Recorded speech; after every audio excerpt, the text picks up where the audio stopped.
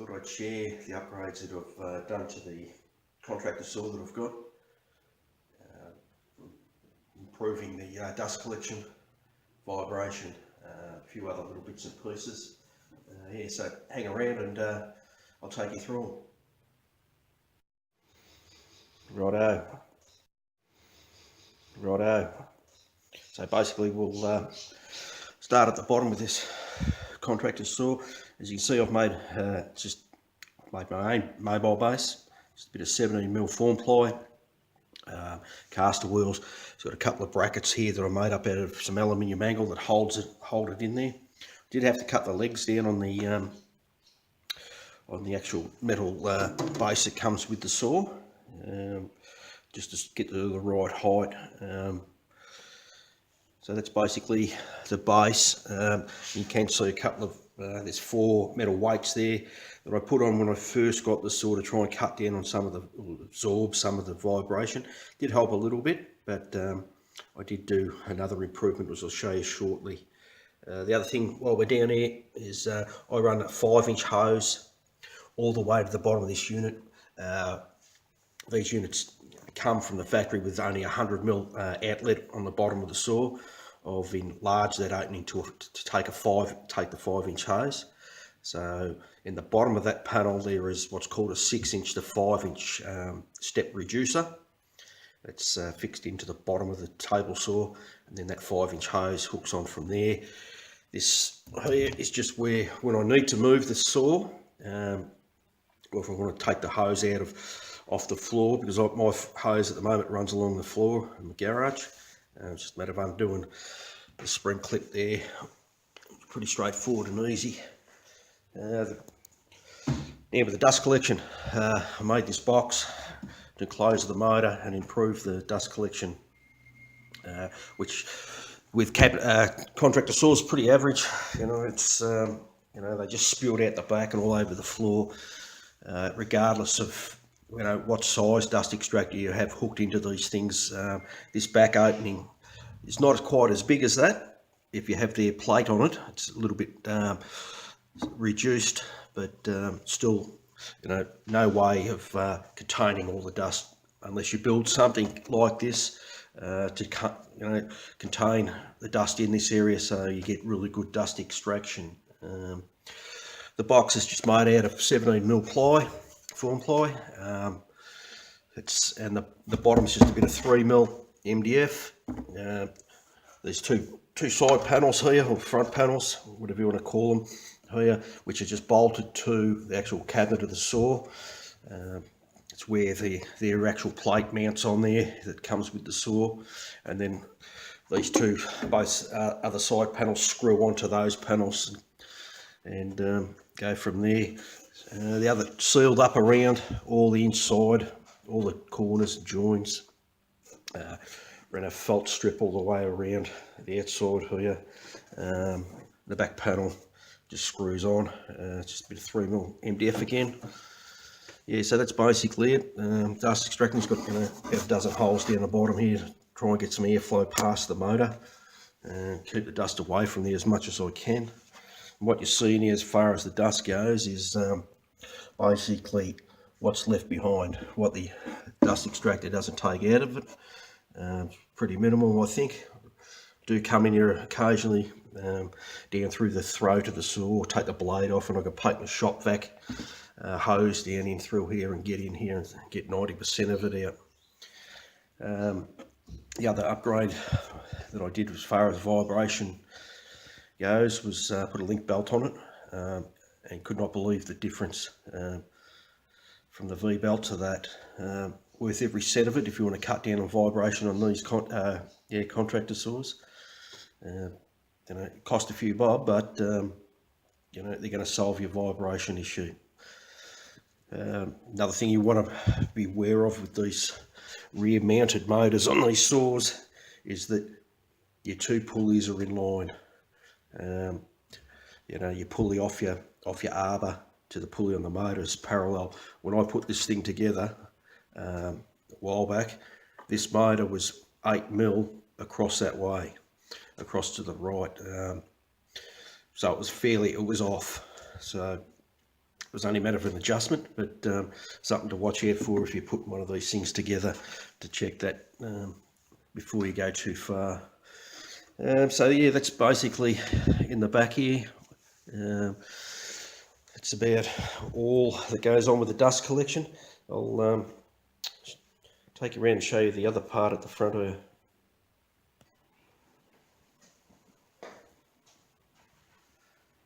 Most of these contractor saws, they come with an open webbed sort of wings on them. I didn't enjoy that too much at the start. Dropping pencils, rulers falling down through there, vibrating off because it was jumping around pretty badly. Decided to cut up some ply, 17mm ply in, and fill these areas in. You know, if you want to put a clamp on there or something, you just pop one of these out. They're just a friction fit, nothing to flash.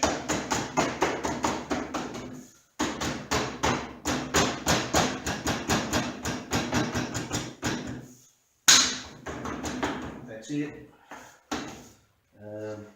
basically. So that gives me an area where you can rest stuff and do whatever you need to do. Another upgrade that I did make on the fence here was a little holder for the push blocks, push stick. Just mounts off the side of the carriage of the fence there. Sits in there with a couple of bolts, some T-track that's on it. That's all part of the saw, straight through 5mm thing. The other upgrade that I did do, because I never used the splitter that comes with this unit, purely because of the difficulty in bringing it on and off. It's not user friendly at all, to put it politely. Bugger all, thoughts going into how that thing gets put on and pulled off if needed. Probably basically, I suppose the people who designed this type thought that you'd never need to take it off, or you should never take it off. But I'm one for, always a bit of safety. Always goes a long way. So not having the factory made splitter on it, always intended on making my own zero clearance tubes, and I wanted to have some form of splitter on all the time, regardless of whatever height that I was cutting, or blade height that I needed to cut through that particular piece of stock or whatever.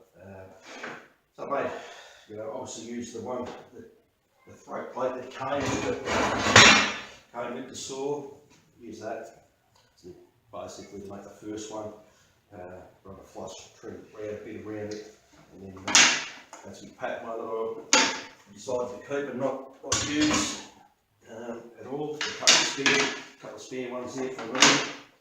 And what I ended up making was I made three, because I thought, well, what's the most common sizes that I'll be cutting?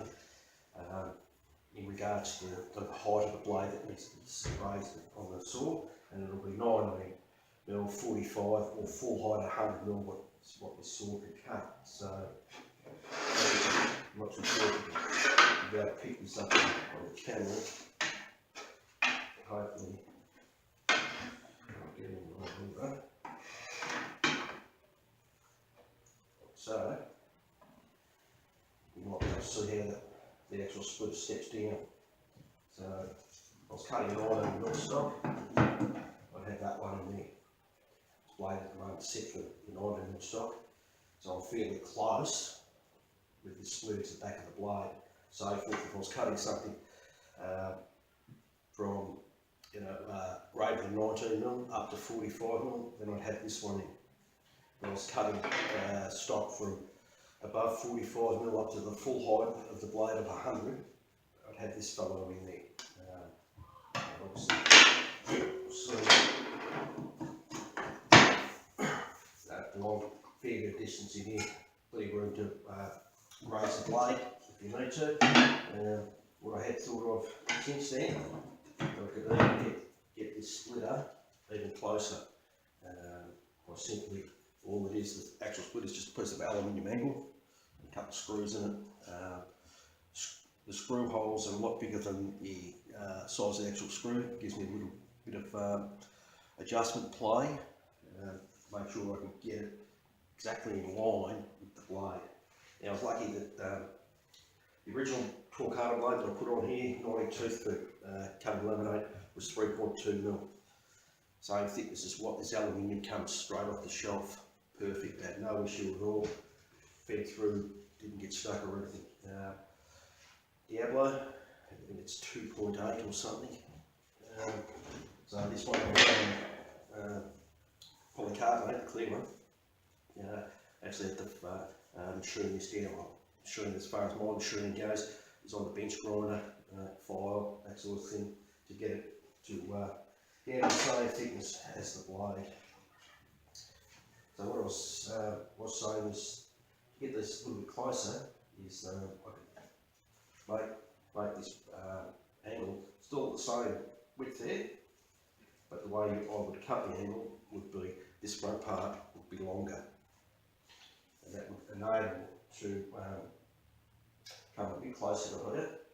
And by winding it, one of these blades up, probably this one here, that needs a little bit of tension is getting on the one side, so it does need to sharpen.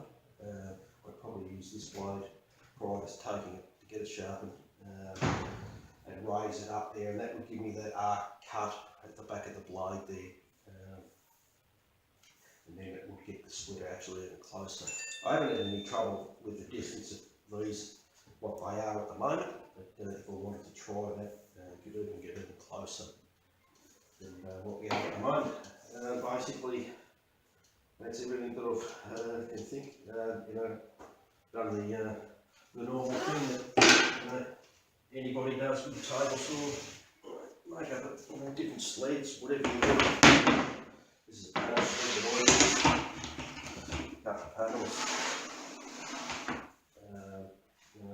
All sorts of bits and pieces. Basically, that's what I use all the time. Other than my majors off this one here, it's got the miter gauge on it. Section of aluminium screwed to it. Just made a bar that slides in and out. Really haven't finished this yet. Need to work out a way of putting a knob on it so it could actually set this to has a stop. I'm going to cut something longer. I think I can do up to about 1700 or 1800 with this. Still fooling around with that, mucking around with it. That's about it. Yeah, so that's all the upgrades that I've done currently. Hope someone's found it useful. If you like it, give us a thumbs up. If you don't, give us a thumbs down. Rather you give me something rather than nothing. And until next time, it's Uru.